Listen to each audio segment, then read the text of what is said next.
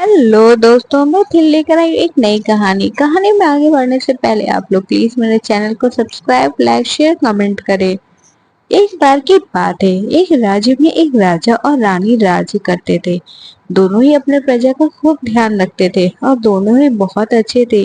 उनकी जिंदगी में बस एक ही कमी थी कि उनकी कोई संतान नहीं थी। एक बार रानी ने मन इच्छा जताई कि उनकी एक बेटी हो जो सबसे सुंदर और प्यारी हो। कुछ सालों बाद रानी की यह इच्छा पूरी हुई और उन्होंने एक सुंदर से बेटी को जन्म दिया, जिसका नाम उन्होंने स्नो वाइट रखा। पूरे राज्य में खुशियां ही खुशियां थी, लेकिन यह खुशी ज्यादा दिनों तक नहीं रह सकी। कुछ दिनों बाद जब राजा और रानी जंगल में घूमने गए, तो एक जादूगरनी ने मौका पाकर रानी को चिड़िया बना दिया और अपने पास पिंजरे में कैद कर लिया। रानी के अचानक गायब होने से राजा को लगा रानी की मौत हो गई। राजा बहुत दुखी हुए। उन्होंने स्नो वाइट की देखभाल और अपनी माँ के प्यार के लिए दोबारा शादी की। लेकिन जिससे उन्होंने शादी की वो वही जादूगरनी थी जिसे रानी को चिड़िया बनाकर कैद कर लिया था। उस जादूगरनी ने रूप बदल कर राजा के साथ शादी की थी। उसकी चिड़िया को देखकर स्नो वाइट बहुत खुश हुई और उसने वो चिड़िया उससे मांग ली। इस बात से अनजान कि वो चिड़िया उसकी माँ है, स्नो वाइट उसे बहुत प्यार से अपने पास रखती। उस जादूगरनी को स्नो वाइट के रूप से बहुत जलन थी। वो चाहती थी कि पूरी दुनिया में सबसे खूबसूरत वही हो। वही जादूगरनी के पास एक जादुई आईना था, जिसे वो हर रोज पूछती थी, सबसे सुंदर कौन। हर बार आईने का जवाब आता, रानी आप तो सुंदर है ही, लेकिन स्नो वाइट आपसे भी ज्यादा सुंदर है। यह सुनकर उसे बहुत गुस्सा आता। एक दिन उसने फैसला कर लिया कि वो स्नो वाइट को मार डालेगी। इसके लिए उसने एक मंत्री को बुलाया और उससे कहा, जाओ जाकर स्नो वाइट को मार डालो। मंत्री डर गया और स्नो वाइट को जंगल में ले गया, लेकिन उसे मार ना सका। उसने स्नो वाइट को सारी बात बताई और उसे भाग जाने को कहा। स्नो वाइट दुखी हो गई और वहां से भाग गई। मंत्री ने वापस आकर झूठ बोल दिया कि उसने स्नो वाइट को मार डाला। जादूगरनी रानी बहुत खुश हुई। उधर स्नो वाइट जंगल में भटक ही रही थी कि उसकी नजर में एक छोटी सी झोपड़ी पड़ गई। वो उस झोपड़ी में चली गई। वहां उसने देखा कि बहुत सी छोटी छोटी 7 प्लेट लगी हैं और उसमें कई तरह के भोजन है। स्नो वाइट को भूख भी लगी थी। उसने हर प्लेट में थोड़ा थोड़ा वो भोजन कर लिया। फिर उसकी नजर में वह 7 बड़े बेड पर पड़ी। स्नो वाइट को नींद भी बहुत आ रही थी, तो वो आराम करने के लिए सोचकर एक बेड पर लेट गई। लेटे लेटे उसे नींद आ गई और वो सो गई। तभी थोड़ी देर बाद वहां 7 बौने आए।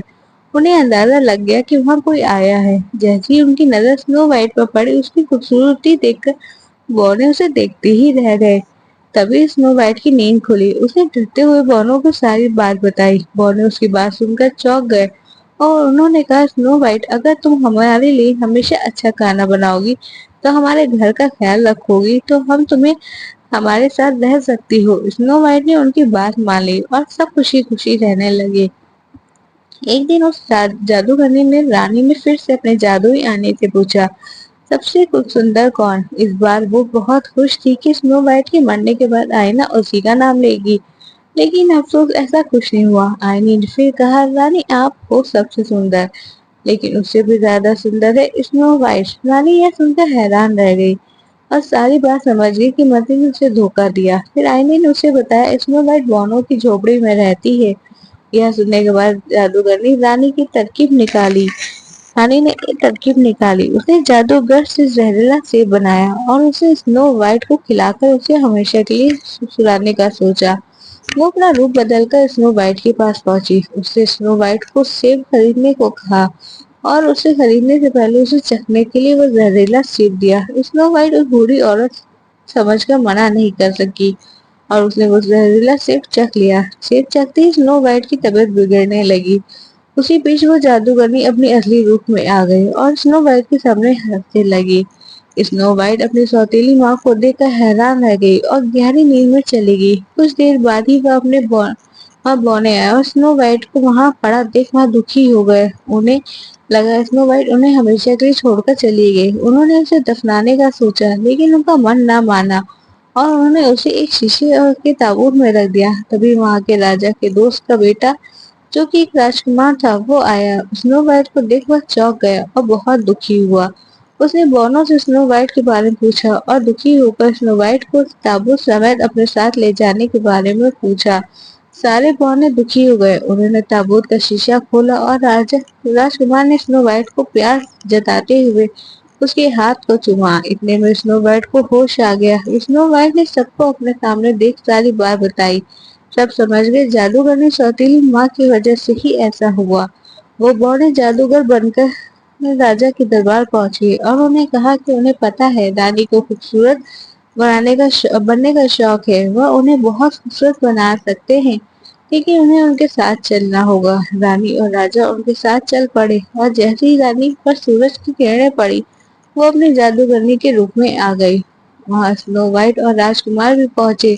स्नो वाइट को देख राजा खुश हो गए। उन्होंने राजा को सारी बात बता दी। फिर बौनों ने अपनी शक्तियों से जादूगरनी के जादू को खत्म कर दिया। जादू खत्म होती चिड़िया बनी असली रानी अपने रूप में आ गई। राजा और स्नो वाइट रानी को देख बहुत खुश हुए और जादूगरनी को बंदी बनाने का आदेश दे दिया। जिसके बाद राजा रानी ने स्नो वाइट और राजकुमार का विवाह का आयोजन किया और दोनों को तोहफे दिए। सभी खुशी खुशी रहने लगे। तो इस कहानी से हमें यह सीख मिलती है कि बाहरी खूबसूरती से ज्यादा अंदर की खूबसूरती ज्यादा मायने रखती है। Thank you for watching.